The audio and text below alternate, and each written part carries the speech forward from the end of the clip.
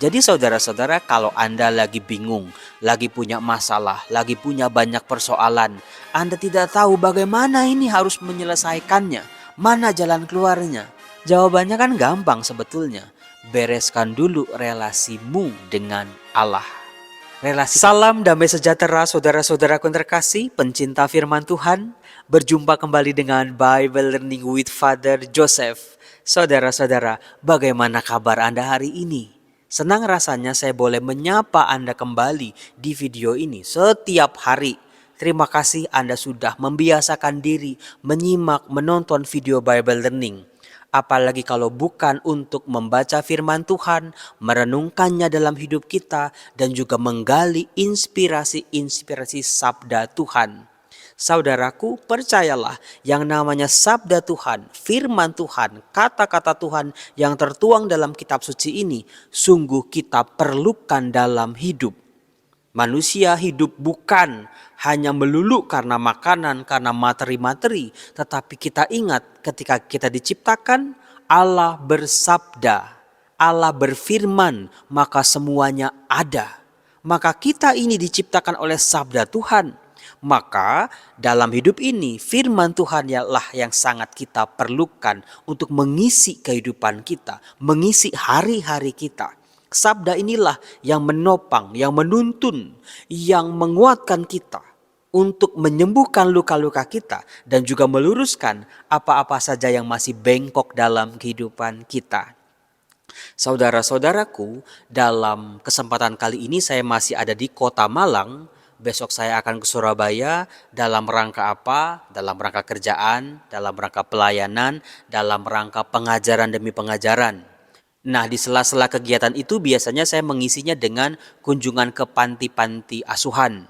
Kemarin saya pergi ke panti asuhan Bakti Luhur, berkeliling, melihat, mendoakan, memberkati anak-anak yang punya berkebutuhan khusus, anak-anak yang mungkin sudah tidak diinginkan lagi oleh keluarga mereka. Anak-anak ini dirawat, dibina, dibimbing oleh para suster, oleh perawat-perawat yang luar biasa sabar, luar biasa penuh kasih. Saya percaya kok kalau kita punya hati, kita punya waktu, kita punya tenaga, apa yang bisa kita berikan untuk mereka itu pasti sangat berharga di mata Tuhan. Karena apa? Tuhan pernah berkata, apapun yang kamu lakukan untuk orang kecil ini, kamu lakukan untuk aku. Lalu sore harinya saya pergi ke panti karya asih yang menampung sekitar 70 anak-anak berkebutuhan khusus dalam hal keterbelakangan mental. Itu dari anak-anak, remaja, dewasa sampai lansia. Luar biasa saudara-saudara. Ini yang menjadi alasan saya tidak akan pernah lelah untuk mengunjungi mereka-mereka ini yang sangat membutuhkan bantuan kasih kita. Ada begitu banyak inspirasi-inspirasi ketika saya baca firman Tuhan, dalam doa, dalam membaca sabda setiap hari, dan juga mempraktekannya. Menemukan wajah-wajah Tuhan dalam diri orang-orang kecil. Disitulah firman Tuhan berbunyi dalam diri saya. Disitulah saya merasa bahagia karena sabda Tuhan yang saya baca, sabda Tuhan yang saya ajarkan, coba saya praktekkan, dan disitulah inspirasi sabda mengalir setiap hari secara deras. Misalnya kemarin di Panti Karya Asih ada satu perempuan usia sekitar 40 tahun memiliki keterbelakangan mental. Dia seorang anak angkat. Dia tidak bisa berkomunikasi dengan baik, bisa ngomong, bisa dengar, bisa melihat, tapi punya keterbelakangan. Ketika saya berkeliling mendoakan satu persatu para lansia, ternyata ada seorang ibu berusia kira-kira 85 tahun. Sudah tidak berdaya, masih bisa ngomong, ternyata ibu itu adalah orang tua angkat dari perempuan yang tadi saya ceritakan ini. Ibu ini sehat, pikirannya, jiwanya juga sehat, tapi untuk menemani anaknya yang berkebutuhan khusus ini, si ibu ini juga tinggal di tempat itu. Bayangin saudara-saudara, kasih seorang ibu, kualitas hidup manusia yang luar biasa. Jarang saya menemukan di jalan-jalan, jarang saya menemukan secara mudah di tempat-tempat umum. Tapi justru di tempat-tempat seperti inilah saya menemukan wajah-wajah kasih yang sejati dalam diri para perawat-perawat, dalam diri para pendamping-pendamping mereka.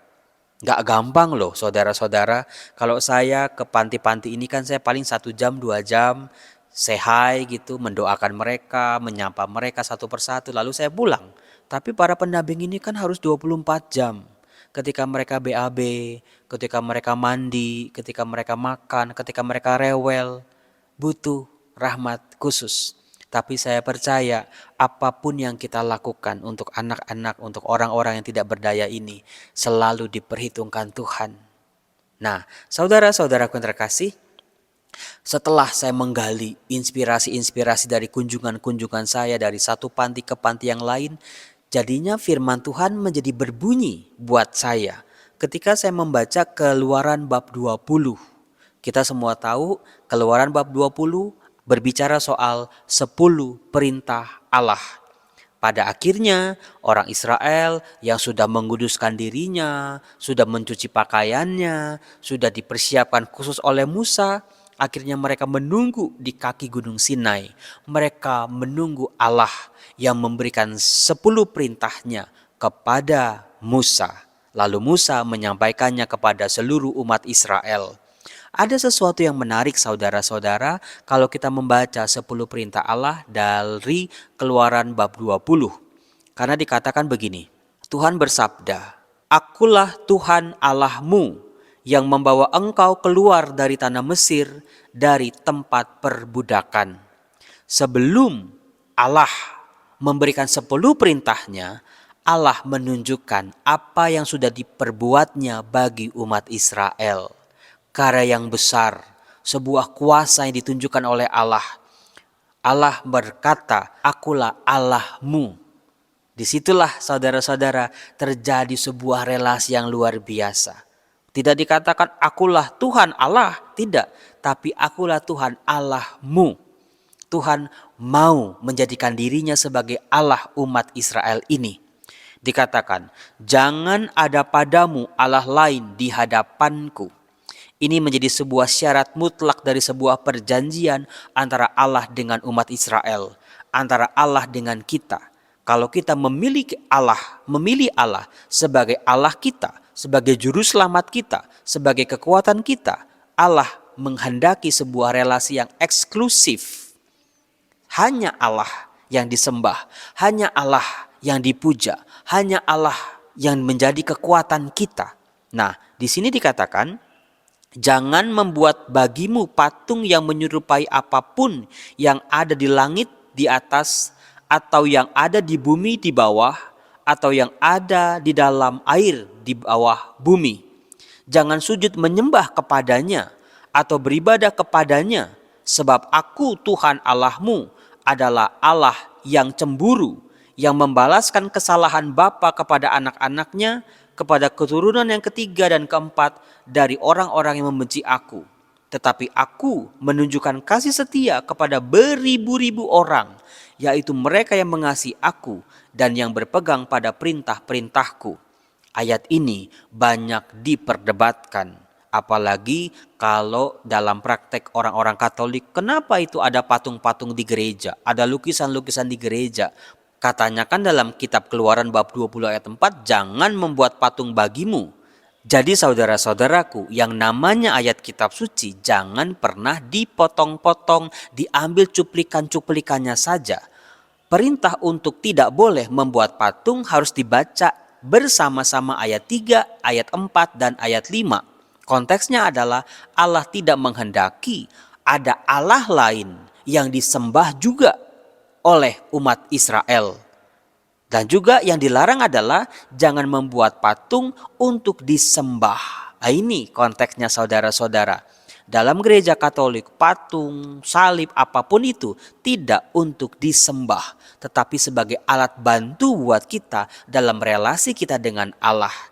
Memang tidak ada satupun patung-patung, lukisan-lukisan, salib yang ada di gereja, yang ada di toko-toko rohani, yang ada di rumah-rumah kita, yang bisa mempresentasikan secara utuh wajah Allah, gambar Allah. Tidak ada. Tetapi patung-patung dan lukisan itu membantu kita manusia yang lemah ini untuk berrelasi dengan Allah. Jadi sekali lagi, patung-patung itu tidak untuk disembah. Nah, kemudian saudara-saudara, di ayat 7 dikatakan, jangan menyebut nama Tuhan Allahmu dengan sembarangan, sebab Tuhan akan memandang bersalah orang yang menyebut namanya dengan sembarangan. Maka dari itu, orang-orang Israel tidak boleh menyebut nama Tuhan Allah mereka. Yang sering kita dengar Yahweh, Yahweh itu nama Allahnya orang Israel. Itu tidak boleh disebut sembarangan loh saudara-saudara. Meskipun dalam kitab suci tertulis YHWH, orang Israel sendiri ketika membaca YHWH, Yod-He-Vau-He, itu dibacanya Adonai. Maka di situ kita bisa belajar. Seringkali kita tidak menghormati nama Allah, tidak menghadirkan Allah dalam kehidupan kita. Dikatakan, ingatlah dan kuduskanlah hari Sabat. 6 hari lamanya engkau akan bekerja dan melakukan segala pekerjaanmu. Tetapi hari ke-7 adalah hari Sabat Tuhan Allahmu. Maka jangan melakukan segala pekerjaan engkau atau anakmu laki-laki, atau anakmu perempuan, atau hambamu laki-laki, atau hambamu perempuan, atau hewanmu, atau orang asing yang di tempat kediamanmu. Sebab 6 hari lamanya Tuhan menjadikan langit dan bumi, laut dan segala isinya, dan ia berhenti pada hari ke-7. Itulah sebabnya Tuhan memberkati hari Sabat dan menguduskannya. Saudara-saudara, di sini bisa kita menggali inspirasi bahwa Tuhan memang menghendaki manusia untuk beristirahat. Tetapi bukan cuma tidur gitu, nggak ngapa-ngapain. Di hari Sabat, bagaimana orang Israel menguduskan hari Sabat? Mereka membaca Taurat Tuhan. Mereka belajar soal Taurat Tuhan. Memang mereka tidak ngapa-ngapain, tapi menguduskan hari itu untuk menghormati Tuhan yang sudah berkarya luar biasa. Di situ binatang, tanam-tanaman, tanah sekalipun, para budak, manusia yang tua, yang muda, siapapun harus berhenti sejenak untuk merenungkan karya-karya Tuhan. Nah, setelah Allah memberikan beberapa perintah untuk mengatur relasi manusia dengan dirinya, baru setelah itu Allah memberikan perintah-perintah yang berbicara soal bagaimana manusia juga harus membereskan relasi-relasinya dengan sesamanya. Jadi saudara-saudara, kalau Anda lagi bingung, lagi punya masalah, lagi punya banyak persoalan, Anda tidak tahu bagaimana ini harus menyelesaikannya, mana jalan keluarnya. Jawabannya kan gampang sebetulnya. Bereskan dulu relasimu dengan Allah. Relasi kita sama Allah itu diberesin dulu. Bagaimana hidup doa kita, bagaimana pantang puasa kita, bagaimana kita berrelasi dengan Allah, bagaimana kita memaknai firman Allah, bagaimana kita menjalani perintah-perintah Allah dalam kitab suci. Jadi langkah pertama adalah bereskan dulu relasi kita sama yang di atas. Udah belum? Kalau sudah, kita berjuang di situ, baru kita melangkah yang kedua, yaitu membereskan relasi-relasi kita dengan sesama. Sesama yang disebut pertama kali dalam 10 perintah Allah menarik sekali, yaitu orang tua. Dikatakan, hormatilah ayahmu dan ibumu, supaya lanjut umurmu di tanah yang diberkati Tuhan Allahmu kepadamu. Tugas orang tua itu sangat mulia. Di setiap agama, di setiap ajaran, orang tua mendapat tempat istimewa untuk dihormati, untuk disayangi. Bukan cuma orang tua yang kita paksa buat kerja, cari duit, mendidik kita, kasih makan kita, beres-beres rumah, untuk ngatur semua keperluan kita. Tetapi orang tua yang harus kita hormati. Sayangnya banyak anak-anak zaman sekarang sudah tidak lagi hormat kepada orang tuanya. Orang tua juga bisa melakukan sebuah koreksi diri. Apakah aku sebagai orang tua sudah bertindak seperti orang tua yang layak untuk dihormati? Jadi dua belah pihak saudara-saudara, dari sisi anak maupun dari sisi orang tua. Kemudian dilanjutkan, jangan membunuh, jangan berzina, jangan mencuri, jangan mengucapkan saksi dusta tentang sesamamu, jangan mengingini rumah sesamamu, jangan mengingini istrinya, atau hambanya laki-laki, atau hambanya perempuan, atau lembunya, atau keledainya, atau apapun yang dipunyai sesamamu. Saudara-saudara, perintah-perintah itu berbicara tentang relasi-relasi manusia. Bagaimana relasi itu harus dibangun, bagaimana relasi-relasi itu harus terhindar dari tindakan-tindakan yang bisa menghancurkan relasi antar sesama, membunuh, berzina, mencuri, mengingini harta atau milik dari sesama kita. Maka dari itu saudara-saudara, kalau Anda yakin berkata, aku sudah ikut jalan Tuhan, aku mencintai Tuhan, tetapi kalau relasi-relasi kita dengan sesama kita masih diwarnai oleh hal-hal yang tadi dilarang oleh Tuhan, segera perbaiki. Dari situlah berkat-berkat-Mu akan mengalir. Dialog kita, relasi kita, ibadah kita dengan Allah yang disertai dengan relasi yang harmonis dengan sesama kita, dengan keluarga kita, dengan orang tua kita, dengan teman-teman kita. Itulah kekuatan firman yang sesungguhnya. Itulah firman yang menyembuhkan. Itulah firman yang memulihkan. Berkat akan sungguh terjadi. Allah yang kita cintai, yang kita hormati, yang kita tunduk ibadah, yang kita tempatkan sebagai nomor satu yang paling penting dalam kehidupan kita. Seringkali kita mau ke gereja aja ntar besok. Kita belum bisa memberikan yang terbaik dalam relasi kita dengan Allah. Saudara-saudara, dalam misteri keselamatan, tempatkan Allah di bagian terpenting hidup kita. Tunduk kepadanya. Bukan Allah yang harus memenuhi kebutuhan-kebutuhan kita. Tuhan saya mau ini, Tuhan saya mau itu, Tuhan tolong ini, Tuhan tolong ini. Ya memangnya Tuhan pembantu kita. Kita yang di atas, Tuhannya kok yang di bawah. Bereskan saudara-saudara relasi kita, pola relasi kita dengan Allah dan juga dengan sesama.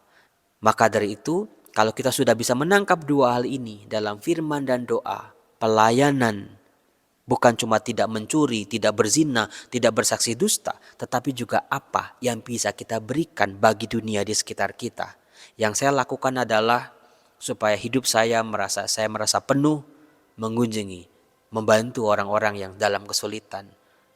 Saya sebagai imam dengan segala keterbatasan saya, mendoakan mereka, membantu mereka sebisa saya, hadir untuk mereka, menghadirkan senyum, tawa, dari wajah-wajah mereka yang mungkin sudah terbuang dari masyarakatnya, dari keluarganya sendiri bahkan.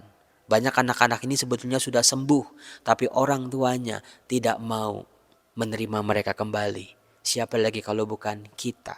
Salam damai sejahtera, Tuhan Yesus memberkati. Salam. Tuhan tak pernah berdusta,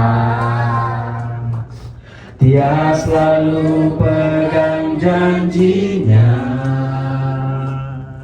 Bagi orang percaya, mujizat nyata. Bareng-bareng, Dia mengerti, Dia peduli persoalan yang sedang terjadi.